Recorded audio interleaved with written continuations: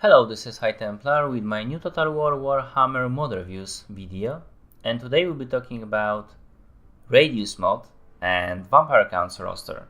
So this is the third part of the Radious mod review. We've done campaign, so this is how the Radious mod influenced campaign itself, and then we've made the review roster changes for the Chaos Warriors.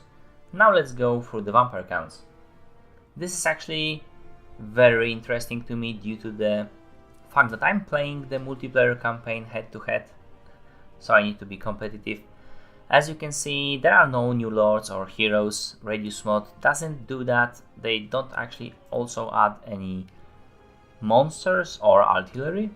They are focusing on cav, missile and infantry troops. So let's see that. You can already see that they have different prices than the ones from the vanilla, and also much higher health, which is to make the battles last longer. So firstly, what you notice, you would normally have skeleton warriors and skeleton spearmen. The stats are slightly different, but when this is something new. These are skeleton reapers, 480, and these are cheap guys who have armor piercing in, and those guys have 16 armor piercing, 160 of them, and 10,000 health. Very decent unit if you need to face like dwarves, for example, because those guys are not dying anytime soon. Then we have Sylvanian in infantry, starting with the spearmen, and all the Sylvanian infantry has Vargan deployment. Let's just compare them to the skeleton spearmen. There is only 120 of those guys, so 40 less, but their stats are quite impressive. At the same time, unfortunately, they have much lower health, and they also have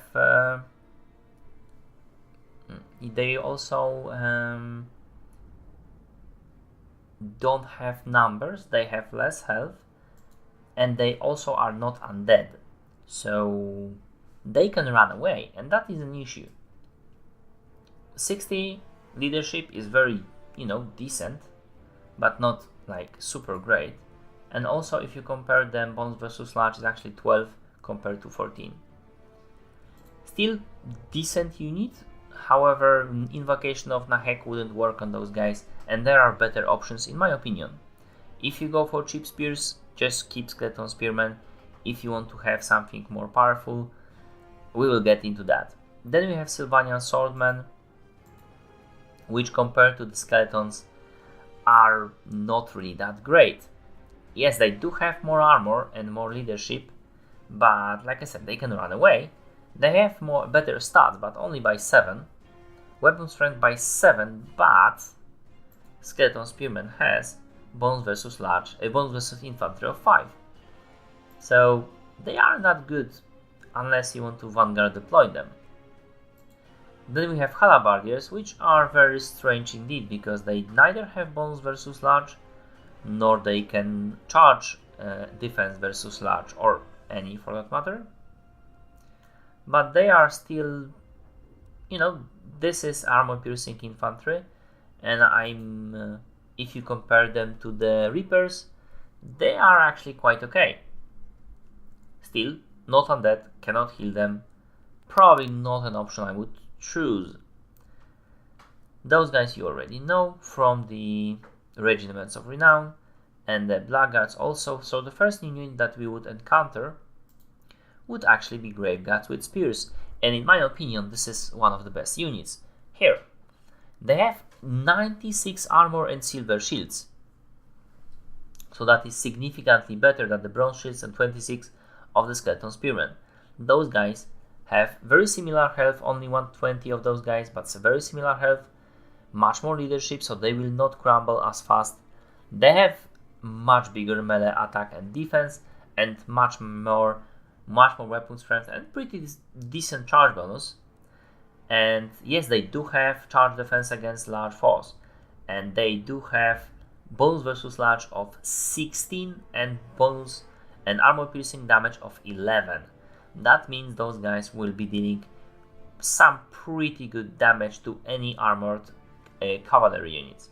So 26 in total compared to those guys, which will do only 19. So yeah, something I would recommend highly. Then we have Great Guards with great weapons, and finally Blackguards with shield, which is the unit I want to focus on for a moment, because those guys have poison. There is only 100 of them compared to 120 of the Grave Guards, and they do have less health.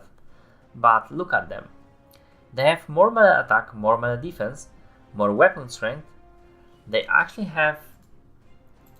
Those guys have 8 armor piercing and 10 versus infantry. Those guys have 10 and 10.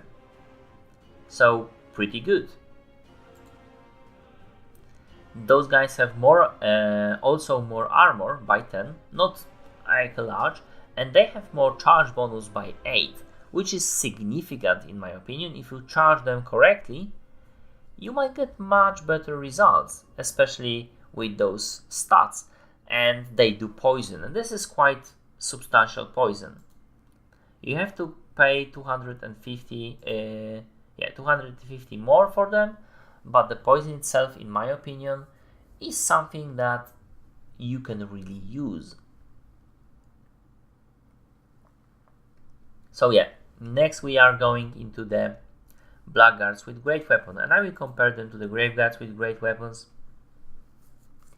And this time I'm not so impressed, because those guys have bonus additional weapon strength by 3, but if you compare those to those guys also have bonus versus infantry by 10. So that is 26 armor piercing and 10 bonus versus infantry, while those guys only has 22 armor piercing.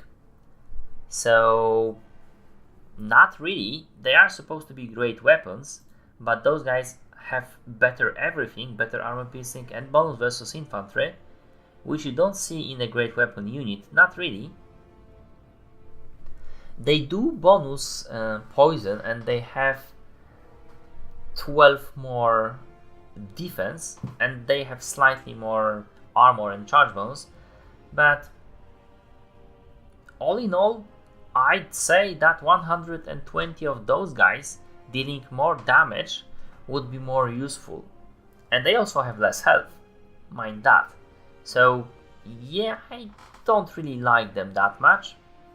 Not that much of a difference as it was between those guys, because of these bonuses that they lack. If those guys would have bonus versus infantry, then yeah, maybe, I mean, not really sure. Then we have Aborath Disciples, and I will have to compare them to the Blackguards, because we already compared and we find the Blackguards slightly better. So yeah, this is slightly more, basically, price, slightly more health, slightly more armor, but only bronze shields. The Blackguards had silver shields. Much more morale, but those guys are undead, so they are not running away either way. Less attack and much less defense. One more weapon strength, but if you compare the weapon strength, this is 10-10, those guys are doing 10-10, and those guys are doing 9-8. So all in all, they are just worse unit, and they don't do poison, so I don't really see a point of taking those guys. They are really bad. I mean, not really bad, but they are worse than most. Then we have Dismounted Blood Knights. Dismounted Blood Knights, also 100 of them instead of 120 of Graveguards. And yeah, they do have more armor, but only silver shields, only bronze shields. They do have more leadership, slightly more speed. They do have magical damage, but additional attack and less defense even itself out. And they do have more weapon strength, but no bonus versus infantry. So all in all, I would say they are also very bad. Just don't take them. I mean, there are better options.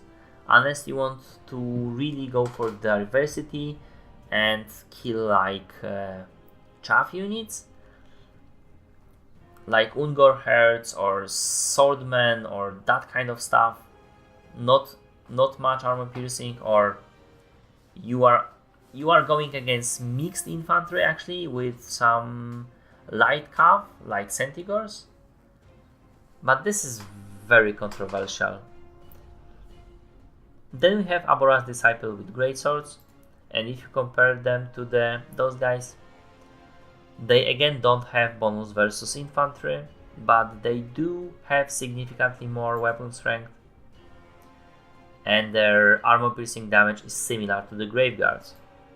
They do have less health, but they do have more of armor, and they do have significantly more defense and significantly more charge bonus. So those guys actually might be an option. I would still probably go with the Graveguard with great weapons. Then we are doing Doom Legion. Doom Legion, I have to compare them with Graveguard with spears.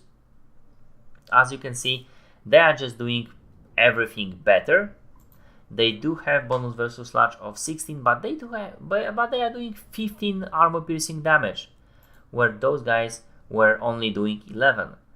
So all in all, I mean, they are not worth 1200 in the multiplayer obviously, but in the campaign they would be like really solid unit with 66 damage, defense and 37 attack.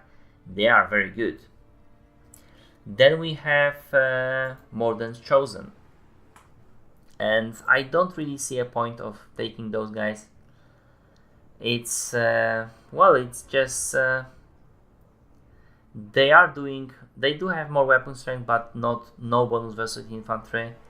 They have bigger stats all in all, but if you compare them to the Blackguards, they do cost 200 more than the Blackguards, and they do have only slightly better stats like minimal. They don't have bonus versus sludge, and they don't do poison. So no, not really. Then we have Dismounted Knights of the Black Grail, and I will compare them to Graveguards with great weapons again. This time we will see for additional 400 we are getting pretty much everything largely improved. No bonus versus infantry, but they do deal 11 more damage, and if you look at this damage, it's actually 25 of it, it's only armor piercing, so mind that.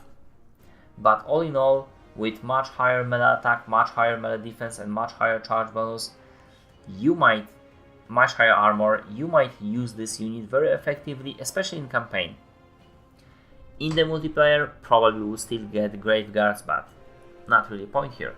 And finally, we have a pinnacle of the anti-infantry with the armor piercing damage of 18 and bonus versus infantry of 10.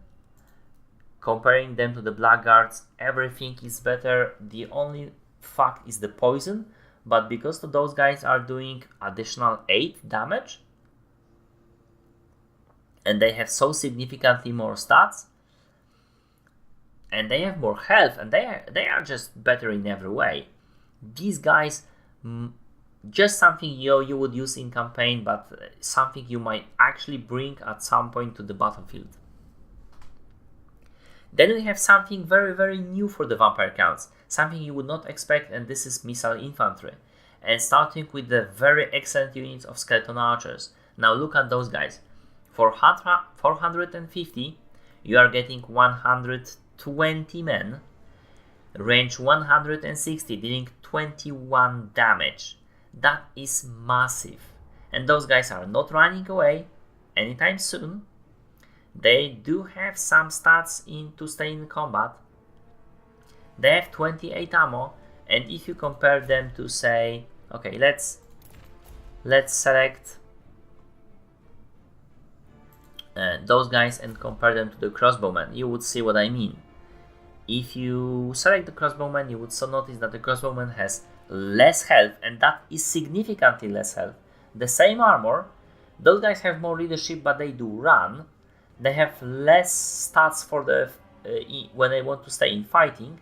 They have only 2 more damage, 5 more range and 2 more ammo, but there is 90 of them and there is 120 of the vampire counts. So in fact, those range units are much better than the Empire ones, and they will be better than greenskin units and similar, at least low tier units. For the low tier units, we are actually having one of the best units there is, and then Sylvanian crossbowmen.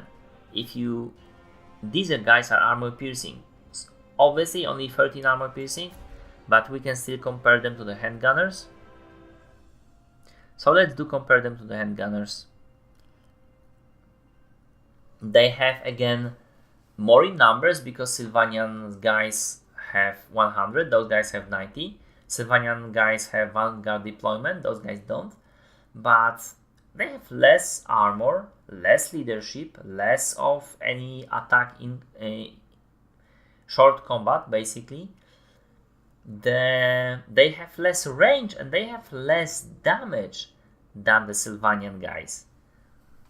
So, and they less men by 10, I mean, pretty crazy, and the price tag is similar. However, those guys do deal 15 armor piercing damage compared to 13. Still, why the Sylvanian guys are so good? Well, they are doing things like the crossbowmen do. So they are raining hell on the enemy over the heads of their comrades, which is very good. But they also hit an entire unit, and that means, similar with hitting the unit with the crossbows, you would notice that those guys are losing health, maybe even half of the health that they will lose, but they will still have every single man alive. Whereas handgunners will hit front ranks, units will stagger in the front ranks, and also those guys will be dying. So handgunners has upper hand in this case. And if you're fighting against like 100 armor units, handgunners will be doing slightly better, but only slightly better. In the prolonged combat, obviously, the Sylvanian guys will win because of higher damage. So going back here, we have Asaph Chosen Archers. Those guys are, well, basically they are better at everything. They have heavy armor. They do no armor piercing damage, but with poison.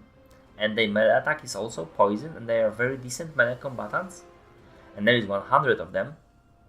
So again, very good in campaign, but pretty useless on the battlefield, because I would just took 2 of those guys and they will do more damage. Then go to the cav units. We have Mounted Skeletons. Mounted Skeletons is supposed to be low tier cav units for the vampire counts, but they are just pathetic. They have 26 armor, they have some decent stats, but if you compare them to the Black Knights, which are only 100 more cost, and upkeep in the campaign is only like 10 more, you would see that the Black Knights have significantly more armor, a lot more leadership, more attack, more defense, more charge bonus, and bonus versus infantry. Bonus versus infantry of 5, but still a bonus versus infantry. So never pick those guys. Spam Black Knights if you will. Then we have Black Knights with lances and barding, having a lot more armor than the previous unit. Actually only having 3 less health, 3 less the defense, and 2 more melee attack, 20 more charge bonus, so pretty significant, but there is a price tag involved, so be mindful of that. And while they don't have bonus versus infantry of 5, they do deal 4 damage more, so that is pretty much the same. And they do in fact deal more armor piercing damage. Then we have Mounted Blood Knights, and this is something that went before there were the Blood Knights were actually out. So Mounted Blood Knights are just better Black Knights. They have bonus versus infantry of 10, so pretty significant, They do more damage, they do have very nice charge, but they do cost twice more. So yeah, it's a this for that. I guess I would use them in campaign, obviously, but not really in the engagement. You know, this guy, they still have plus 24 versus large. Then we have Knights of the Black Grail, and they are typical of the pinnacle of anti-infantry cav, as you can see. For only 150 more than mounted Blood Knights, they are better at everything, including more defense, attack, weapon strength, and charge bonus. If you compare, for example, bonus versus large 10-10, armor piercing, and 10 bonus versus large, those guys are doing 12-10.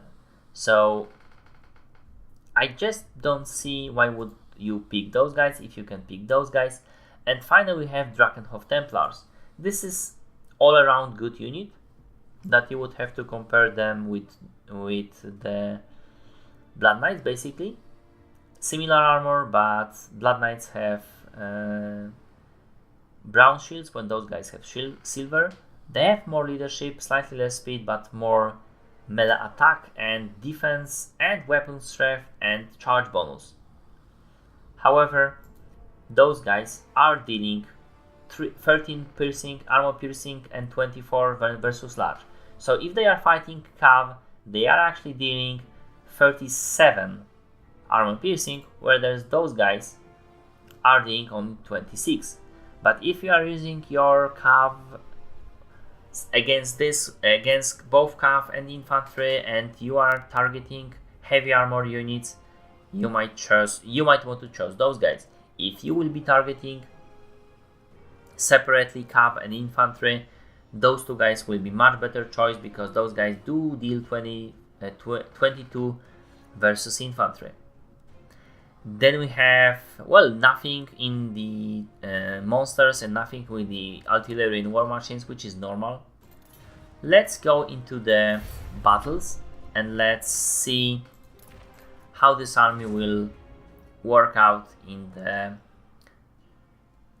in normal battle. And I brought mostly new units, but not only new units. I needed to bring some chaff, so I brought some zombies and 4 units of skeleton warriors. And I also brought 2 units of dire wolves. One is dire pack, but I did bring 2 units of grave guards with spears, and I brought 4 units for my infantry corps of blackguards, and I also brought 2 units of skeleton archers. And I have Drakenhof Templars on each flank, Direwolf also on each flank, and on one of the flanks I have Knights of the Black Grail. So these guys are most powerful units there are, most powerful cav that was available. Now I'm shifting my line mostly because I mispressed, and I will be rotating my line, very soon. Basically, wrong button, you know the thing, you know how it was. And then we have Empire Army. For the Empire Army we have Outriders with grenade launchers and the Empire Knights on each flank. Sorry, these are normal Outriders. And we have Paladin on a horse on the flank. Then we have Spearmen with some nice ranks, Sons of Sigmar, Swordmen, and Armored Swordmen. So these guys are pretty awesome with bonus versus infantry. They should not be bringing Swordmen, they should be bringing more Armored Swordmen, really. This is Steelland Revenge, Free Company Militia. You know those guys. Armor piercing damage. Pretty nice range, but you know, decent combat stats. Another Swordman unit, another the Halabardiers units, Flagellants units, and Huntsmen. Those guys have very decent, very large range, actually 180, and very high missile damage, but non armor piercing. Then we have Death's Heads, which are very good halabards on the one flank, and on the other hand Dragfall Grundkamp, which are also excellent units. Also Spear Infantry. And then we have in the center Spearmen with shields.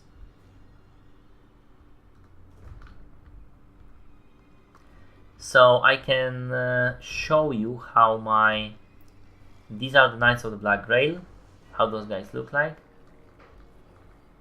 And then we have Drakenhof Templars.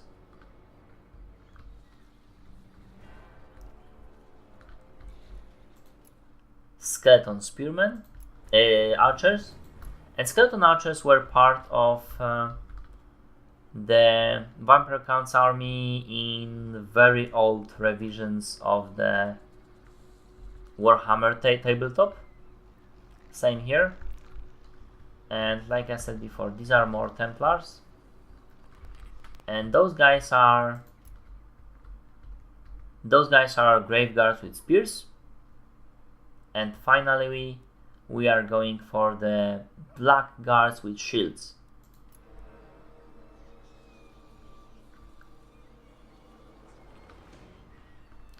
Looking awesome, really.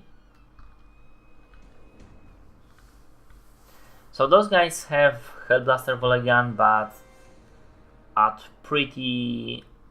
this is pretty low range weapon. It's only 275, so I'm assuming position just in front and right now figuring out what I was supposed to do. I was probably still on the fast forward, so it takes some time before I figure out. Yeah, and I'm adjusting my lines, and I will be flanking with my cavalry units, which I have quite more. Not making them run, taking out my time with everything. Flanking with those guys.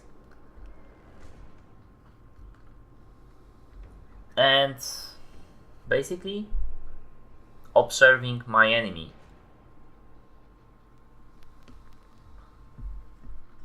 Still moving forward. Those guys are not very high range, but once they are spotting me, they want to put those Hellblaster Volegans on my units, which I'm spotting, and before they can fire, retreating, at the same time charging with all my units. Actually, I forgot to click run on those guys, only clicking it now. And Hellblaster Volegan is attacking my guys, and at this time I'm see that I attacked the Outriders with the Dire Pack, and now I'm retreating. The spell is cast on me, but the Empire Knights is trying to intercept, and I'm putting my Knights of Black Grail and the Drakenhof Templars on the Empire Knights, and those guys will crush Empire Knights quite obviously. Also, I'm playing this battle on very hard difficulty, so this is the same you would see in the same cavalry action on the other flank, and here I'm taking those Outriders with grenade launchers. Similar here, Drakenhof Templars against Empire Knights, and you can see how devastated the Empire Knights are, mostly because every stat is higher, but also this armor piercing is doing pretty amazing. Drakenhof Templars 116 armor, those guys 106. And this unit is chasing the Outriders. Both units of my dogs are actually chasing Outriders. This guy is reinforcing, so I'm using my anti-infantry Knights of the Black Grail, charging into the side and the back of those armored swordmen. Firing at the Flagellants. Those units got stuck. They defeated their enemies, but they got stuck because I haven't noticed. I was busy in other places on the battlefield. I retreated from this fight, and then I charged at the Steelland Revenge, but this charge didn't work out so well for me. Now I'm firing into the Huntsmen and into the side of Halabardiers. Now this Emperor Captain is breaking off, He wants to get my archers and I need to intercept him, so I did. Intercepted him. This fight is charged from my... I finally realized that Dire Pack is on, so I'm attacking my enemies here.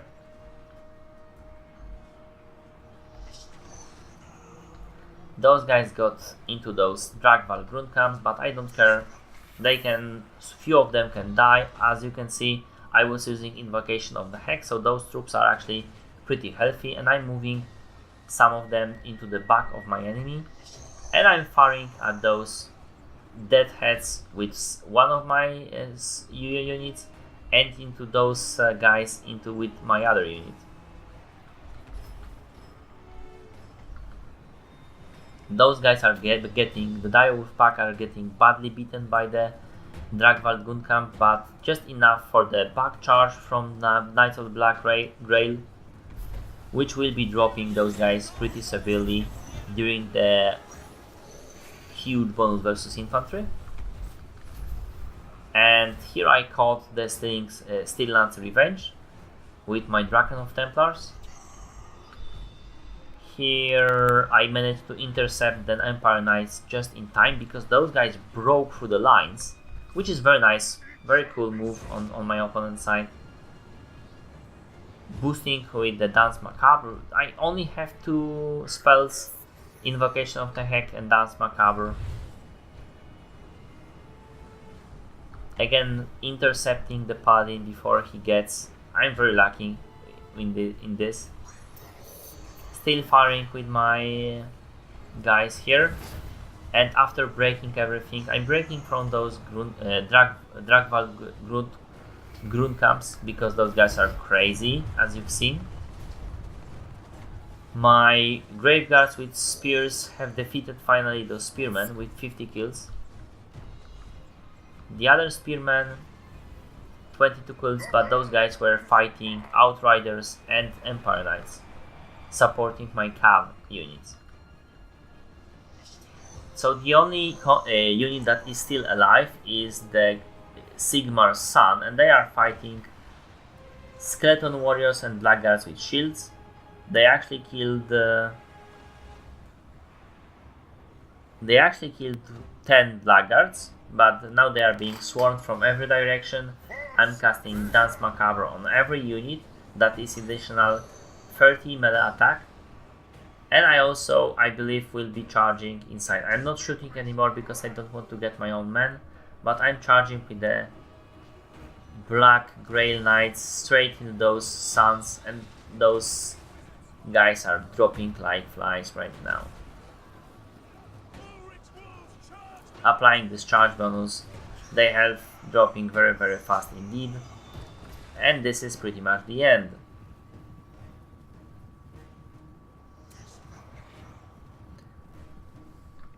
Is it not? I thought that was the end. So, ending the replay, we have decent kills on the skeletons. If those skeletons have encountered any harder unit, they only have kills because of Dance Macabre. Those guys were actually fighting Flagellants, so they killed 3 of them. And very nice kills on the Graveguards with spears, very nice kills on Blackguards with shields, especially that those guys were actually poisoning also.